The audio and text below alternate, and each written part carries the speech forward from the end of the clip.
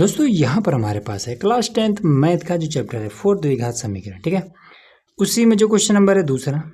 ठीक, question number दूसरा में टोटल है 4 प्रश्न, जिसमें से हमने फर्स्ट, सेकंड और थर्ड हमने बता दिया। लिंक आपको इसी वीडियो के नीचे डिस्क्रिप्शन में मिल जाएगा। ठीक है, और इस वीडियो के एंड में भी आपको मिल जाने वाला है। तो इसमें क्वेश्चन नंबर जो 4 है इसको हल करते हैं। ठीक है, तो देखिए इसको कैसे हल करना है। सबसे पहला चीज़ कि इसमें करना क्या है, कह रहा है कि निम्न स्थितियों को द्विघात समीकरण के रूप में लिखिए। मतलब हमें द्विघात समीकरण एक इसमें से निकाल करके बना देना है। तो चलिए इसको बनाते हैं। कह रहा है कि एक रेलगाड़ी 480 किलोमीटर की दूरी समान चाल से तय करती है। यदि उसकी चाल 8 किमी प्रति घंटा कम होती है तो वह उसी दूरी को तय करने में 3 घंटा अधिक समय लेती है। हमें रेलगाड़ी की चाल ज्ञात करनी है। ठीक, अब इसमें ये क्या कहता है कि जो टोटल दूरी है वो 480 किलोमीटर है और समान चाल से चलती है। अब ये समान चाल क्या है, कितना, इसमें कुछ चालें नहीं दिया है कि 30 की स्पीड की, 40 की स्पीड की, 100 के, 200 के, कुछ इसमें नहीं दिया है। बस इसमें क्या कहता है कि समान चाल से। अब वो समान चाल कितना है हमें पता नहीं है। ठीक है, और 480 किलोमीटर दूरी को जब समान चाल से तय करता है तो कितना समय लगता है ये भी नहीं पता है। लेकिन ये बात इसमें दे दिया है कि जब समान चाल से तय करती थी कुछ ना कुछ तो समय लगता था, लेकिन जैसे ही 8 किलोमीटर प्रति घंटा जब स्पीड को कम किया जाता है तो पहले जितना भी समय लग रहा था उससे 3 घंटा और अधिक समय लगने लगता है। ठीक है, अब हमें ना ही समय पता है ना ही चाल पता है, तो इसको हम ज्ञात करते हैं। लिखेंगे हल, ऐसे लिखिए हल, फिर लिखिए कि माना। ठीक, तो समान चाल नहीं पता है तो पहले समान चाल माना। रेलगाड़ी का समान चाल, रेलगाड़ी का समान चाल मान लेते हैं कि x किलोमीटर प्रति घंटा है। ठीक है, रेलगाड़ी चाल। अब दूरी, तो रेलगाड़ी द्वारा तय दूरी बराबर में कितना हो जाएगा, 480 किलोमीटर। 480 किलोमीटर ये हो जाएगा। ठीक है, ये तो दिया है, ये वाला हमने माना है।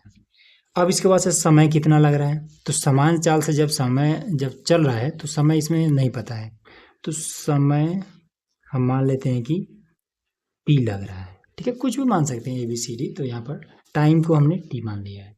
ठीक, अब एक फॉर्मूला होता है कि चाल बराबर दूरी बटा में समय, ये होता है फॉर्मूला। ठीक है, तो हमारे पास क्या है, दूरी है, समय है और चाल हमारे पास x है। ठीक है, तो इसको हम इसमें लिख देते हैं। तो चाल, तो समय को हम इधर बुला लेते हैं। ठीक है, और ये समय इधर आएगा तो चाल यहाँ पर आ जाएगा। तो समय बराबर दूरी बटे में चाल, ऐसे इसको इधर उधर कर सकते हैं, कोनो दिक्कत नहीं है। तो समय हमारा t है, दूरी हमारा 480 है, चाल कितना x है, यही हमारा समीकरण 1 बन गया। ठीक, अब इसके बाद से क्या कहता है, यदि उसकी चाल में 8 किमी प्रति घंटा कम कर दी जाती है। ठीक है, कमी की जाती है।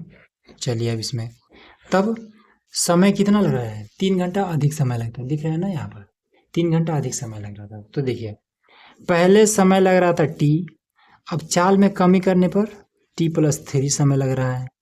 फिर दूरी तो आपका 480 है। ठीक, और इसकी जो चाल है इसमें कमी हो जाती है, पहले x के स्पीड से जाता था, अब इसमें से 8 किमी प्रति घंटा कम कर दिया गया है। समीकरण ये दूसरा हो गया।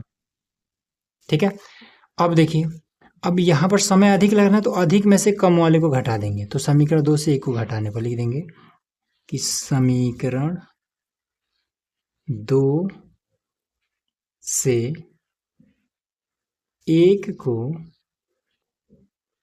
घटाने पर।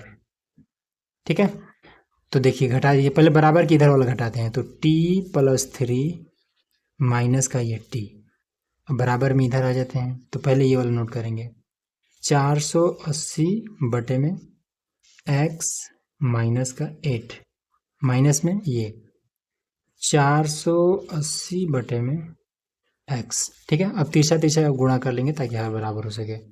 इससे ये खत्म, तो यहाँ पर बचेगा 3। अब इसका गुणा इसमें, तो 480 x माइनस में ये वाला 480, इसका गुणा इसमें, तो ये x माइनस का 8 और बटे में x और ये x माइनस का 8। इन सभी को हम इधर लेके चले आते हैं, तो ये कितना हो जाएगा, ये इधर आएगा तो 3x और ये x माइनस का 8 हो जाएगा। बराबर में ये कितना हो जाएगा 480x माइनस में इसका गुणा इसमें, तो 480x फिर इसका गुणा इसमें प्लस में 0 8 8 64 का 4 8 चौको 32 38 ये हो जाएगा। ठीक है, अब इससे ये खत्म हो जाएगा। इसका गुणा इसमें 3x स्क्वायर माइनस में 3 8 24 ये 24x फिर इसको भी इधर बुला लेते हैं, माइनस में हो जाएगा 38 40 बराबर में 0। ठीक है, अब इसमें क्या कर सकते हैं, 3 यहाँ भी है, 3 8 24 3 से ये भी कट जाना चाहिए, तो देखिए 3 कॉमन कर लेते हैं, तो कॉमन में करेंगे तो x का स्क्वायर माइनस में कॉमन करने क्या नियम होता है, 3 कॉमन करें तो 3 से इसमें भाग करिए तो x स्क्वायर बचेगा, 3 से इसमें भाग करेंगे 3 8 24 तो 8x फिर 3 से इसमें भाग करेंगे तो 3 एक नाम 3 3 दूना 6 3 8 24 और ये वाला 0 ऐसे हो जाएगा। ठीक है, अब 3 को इधर भेज दिए तो 0 के साथ भाग करके 0 हो जाएगा, तो फाइनल जो आपका आंसर आ जाएगा x का स्क्वायर माइनस में आपका 8x माइनस में 1280 बराबर में 0 और यही आपका समीकरण निकल जाएगा। यही हमें ज्ञात भी करना था ऐसे। ठीक है, तो इस तरीके से हमने ये पूरा जितना भी इस प्रश्नावली में प्रश्न था सबको हमने हल कर दिया। तो उम्मीद है कि सबको समझ में आ गया होगा। तो इसका जो अगला प्रश्नावली है 4.2 उसको भी हल करने वाले हैं, तो उसके लिए चैनल को सब्सक्राइब करके रखिएगा।